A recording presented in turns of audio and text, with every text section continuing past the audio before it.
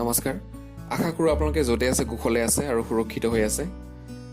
যোৱা ডেৰ মাহ ধৰি আমি ঘৰতে সোমাই আছোঁ লকডাউনৰ বাবে আৰু ঘৰত থাকি নিউজ পেপাৰ বা নিউজ চেনেল আমি এইটো চাই আছোঁ বা মোবাইলত যিকোনো নিউজ আমি পায়ে যাওঁ আৰু মেক্সিমাম নিউজ আমি গম পাইছোঁ যে maximum almost 90% news corona virus বা COVID-19ৰ ওপৰতে হয়গৈ আৰু আমি যদি কাৰোবাৰ লগত কথাও পাতোঁ মেক্সিমাম কথা আমি কৰোণা ভাইৰাছৰ ওপৰত ৰিলেটেড কথা পাতিব যাওঁ যেনেকৈ কোনখন দেশ বেছি ইনফেক্টেড হৈছে নাম্বাৰ অফ ডেথ কিমান সেইখন দেশৰ অৰ্থনীতিৰ প্ৰভাৱ কিমান পৰিছে এনেকুৱা ধৰণৰ কথাবিলাক আমি ডিছকাশ্যন কৰি আছোঁ আজি আমি এই ভিডিঅ'টোত COVID-19 ৰোগ কিমান বিপদজনক আৰু কিয় এই বিষয়বস্তুলৈ আমি ডিছকাশ্যন কৰিম আহক আমি আগবাঢ়োঁ COVID-19 ৰোগ সম্পৰ্কে প্ৰাৰম্ভিক গৱেষণাই কৈছিল যে এজন সংক্ৰমিত ৰোগীয়ে গড়ে 2ৰ পৰা 3জন লোকলৈ সংক্ৰমণ বিয়পাব পাৰে পাছত আন এক গৱেষণাত এই সংখ্যা 5ৰ পৰা 6জন হ'ব পাৰে বুলিও কৈছে এই সংখ্যাটোক বিজ্ঞানত বেছিক ৰিপ্ৰডাকশ্যন নাম্বাৰ বা R0 বুলি কোৱা হৈছে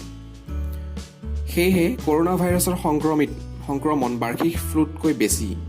কিন্তু ভাইৰাছটো নতুনভাৱে পৃথিৱীৰ কোনো মানুহৰে ইয়াৰ বিৰুদ্ধে দেহ প্ৰতিৰোধী ক্ষমতা বা ইমিউন ছিষ্টেম যোনটো আমি কওঁ সেইটো এতিয়ালৈকে নাই আৰু কোনো কাৰ্যকৰী ভেকচিন বা ঔষধো এতিয়ালৈকে ওলোৱা নাই সেইবাবে ই ইমান ক্ষীপ্ৰভাৱে মানুহৰ মাজত বিয়পিছে যে ৰোগৰ লক্ষণ ফুটি নুঠালৈকে সংক্ৰমিত হোৱাৰ দিনৰ পৰা 14 দিন পৰ্যন্ত লক্ষণ ফুটি নুঠিবও পাৰে ব্যক্তি এজনে অজানিতে আনলৈ ভাইৰাছ বিয়পাব পাৰে আৰু ৰোগ হোৱাৰ 7 দিনৰ পৰা 14 দিনলৈকে তেওঁ সংক্ৰমণ হৈ থাকিব পাৰে এতিয়া আমি COVID-19ৰ লগত ৰিলেটেড এটা নতুন প্ৰশ্নলৈ আগবাঢ়িম আৰু প্ৰশ্নটো হ'ল কুকুৰ মেকুৰীৰ এই ৰোগ হ'ব পাৰে নেকি বাৰু আৰু উত্তৰটো হ'ল পাৰে শেহতীয়াকৈ এটা বাঘৰ লগতে কেইবাটাও পোহনীয়া কুকুৰ আৰু মেকুৰীৰ দেহত COVID-19 সংক্ৰমণৰ চিন পোৱা হৈছে সেইবোৰে একে প্ৰজাতিৰ প্ৰাণীলৈ সংক্ৰমণ বিয়পাব পাৰে কিন্তু এতিয়ালৈকে এনে জন্তুৰ পৰা মানুহলৈ এই ৰোগ বিয়পাৰ কোনো প্ৰমাণ নাই তথাপি বিশ্ব স্বাস্থ্য সংস্থাই COVID-19ত ভোগা লোক আৰু ৰোগৰ শংকা থকা লোকক পোহনীয়া জন্তুৰ পৰা আঁতৰি থকাৰ পৰামৰ্শ দিছে জীৱ-জন্তুৰ প্ৰতিপালন কৰোঁতে সাধাৰণ পৰিচ্ছন্নতাৰ নিয়মখিনি মানিবই লাগিব এতিয়া আমি তৃতীয় প্ৰশ্নটো ডিছকাশ্যন কৰিম আৰু তৃতীয় প্ৰশ্নটো হ'ল এজন মানুহৰ এই ৰোগ কেনেকৈ হ'ব পাৰে এই ৰোগ ঘাইকৈ মানুহৰ পৰা মানুহলৈ নাক আৰু মুখৰ পৰা ওলোৱা ড্ৰপলেটৰ কাহ বা হাঁচি মাৰিলে বা কথা ক'লে নাক মুখৰ পৰা ওলোৱা কিছুমান সৰু সৰু কণিকা জৰিয়তেহে বিয়পে কৰোণা ভাইৰাছে সংক্ৰমিত কৰা মানুহৰ ড্ৰপলেট সুস্থ মানুহৰ উশাহত শৰীৰৰ ভিতৰলৈ গ'লে সংক্ৰমণ সুস্থলৈ বিয়পে সেই ড্ৰপলেটবোৰে অলপ দূৰ গ'লেই তললৈ সৰি পৰে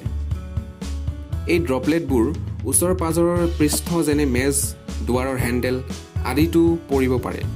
বা সংক্ৰমিতজনে নিজৰ নাক মুখ চুই এই বস্তুবোৰ স্পৰ্শ কৰিব পাৰে সুস্থ লোকে এই বস্তুবোৰ চুই নিজৰ চকু নাক মুখ স্পৰ্শ কৰিলে সংক্ৰমিত হ'ব পাৰে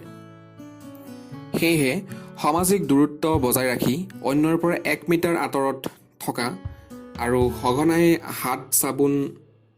আৰু পানীৰে বা এলকহলযুক্ত চেনিটাইজাৰেৰে চাফা কৰি ৰখা খুব জৰুৰী